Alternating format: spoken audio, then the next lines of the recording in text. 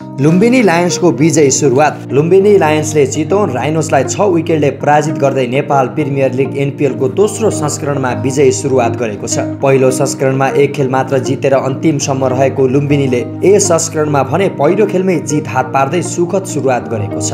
पहिलो संस्करणमा चितवन राइनोसलाई मात्रै हराउन सफल लुम्बिनीले दोस्रो संस्करणको पहिलो खेलमै चितवनलाई नै हराएको हो। चितवनले दिएको 143 रनको लक्ष्य लुम्बिनीले 18.3 ओभरमा 4 विकेट गुमाएर 46 रन बनाउँदै पूरा गर्यो। लुम्बिनीका लागि गुलबादी नाइबले अविजित रहँदै सर्वाधिक 44 रन बनाए। उनले 23 बल खेल्दै 3 चौका र 3 छक्का प्रहार गरे। यस्तै कप्तान रोहित कुमार पौडेलले 39 रन योगदान गरे, जसमा 44 बल खेलेका उनले 1 चौका मात्र प्रहार गरे। यस्तै ओपनिङमा आएका सन्दीप जोराले 18 बल खेल्दै 4 छक्का मद्दतमा 28 रन जोडे। अस्ट्रेलियाका खेलाडी डार्सी सर्ट 11 रन बनाएर आउट भए। बलिङमा चितवनका रिजन ढकालले 2 विकेट लिए। त्यसअघि रवि बोपाराले लगातार दोस्रो खेलमा अर्धशतक प्रहार गरेपछि चितवन राइनोसले लुम्बिनी लायन्सलाई 143 रनको लक्ष्य दिएको थियो। टस हारेर पहिले ब्याटिङको निम्तो पाएको चितवनले निर्धारित 20 ओभरमा 7 विकेट गुमाएर 142 रन मात्र बनाएको थियो। यसअघि चितवनले पहिलो खेलमा कर्णाली एक्सलाई हराउँदै विजयी सुरुवात गरेको थियो, तर दोस्रो खेलमा भने लुम्बिनीसँग